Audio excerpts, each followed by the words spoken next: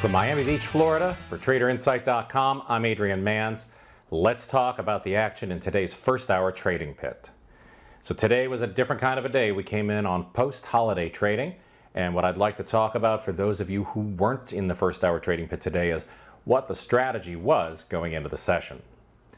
So as I said, after a holiday, bad time to be looking at trades, right? It's not a good habit to get into, to force patterns out of a half session. So if you were looking at Wednesday's trading and you were trying to find fastballs and infield flies and all that stuff, then what you had to bear in mind going into today was it was unlikely that they were going to follow through for a number of reasons. First and foremost, you only had a half trading day on Wednesday, so that makes for some bad setups because you don't really see how it would have gone and followed through over the course of the session. Second, a lot of people start taking off for their summer vacations the week of July 4th. So this entire week is characterized by low liquidity and setups that maybe aren't as good as they would be during other parts of the year.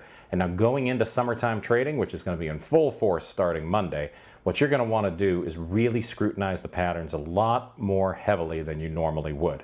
But with that said, what I'd like to talk about is, for those of you who weren't in the trading pit this morning, which was probably good, taking the day off, I want to show you what we did and why we did it, and why our focus this morning was entirely on trading Apple.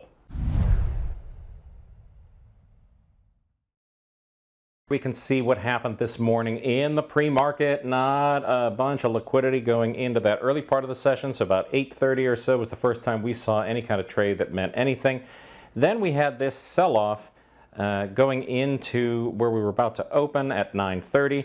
And the idea here was going to be, if we had a move on the open down through the green pivot here, the S1 pivot, we were going to look for a trigger around 203, down to 202.99. That trade didn't happen for me. I wasn't fast enough.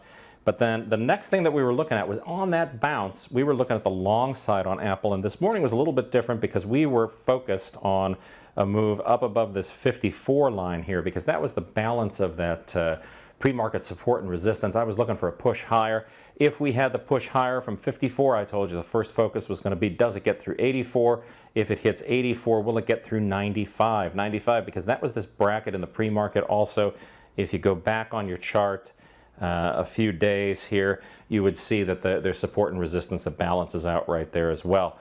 And then our next target on it, 204.09, and you know, the extension up at 204.41. So what happened this morning? Well, we got in, we had that move higher, it got us out at 203.95 because it came back down and hit the pivot line right there in the room on the fly. We focused on, let's get back in. If it hits 95, gets up above there, we'll try to get another poke up at 204.09 and see if we can't get that move up into the 40s. In fact, that's what happened. So Apple made for some beautiful trading right off the opening bell. Then we shifted our focus. Futures started moving lower. Day like today, lower liquidity.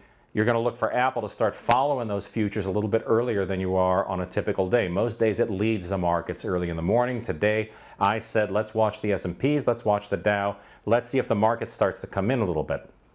When it did, we were ready for it, and we shorted on the third time up in here. Let me get rid of some of these lines so we can see. So when Apple made this move up into this 41 line, we had a profit objective there. When it came down, we did not take that first entry. When it bounced back up again and resisted there, we had the opportunity for the entry.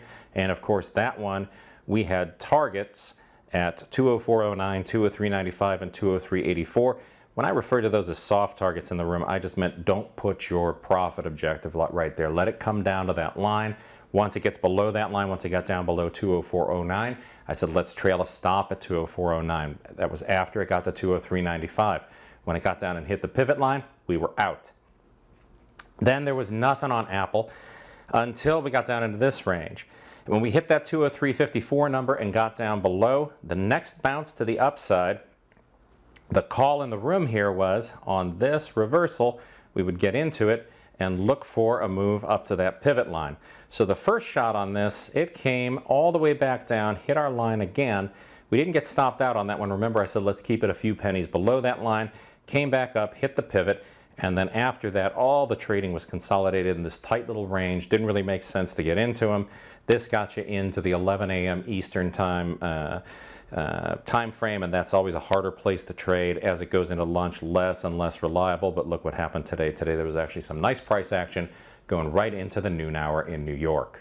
So there you have it. Post-holiday trading, still managed to pick up a couple bucks a share on Apple. Just trading the first hour of the trading day. Actually, it was more like an hour and a half. We cheated a little bit, but it wound up being a really great morning for those of you who showed up. For those of you who didn't, enjoy your holiday weekend. In any case, if you have any questions, shoot me an email, adrian@traderinsight.com. Hope you had a great trading day today and an even better one on deck for Monday. It's the best trader education anywhere, only from traderinsight.com.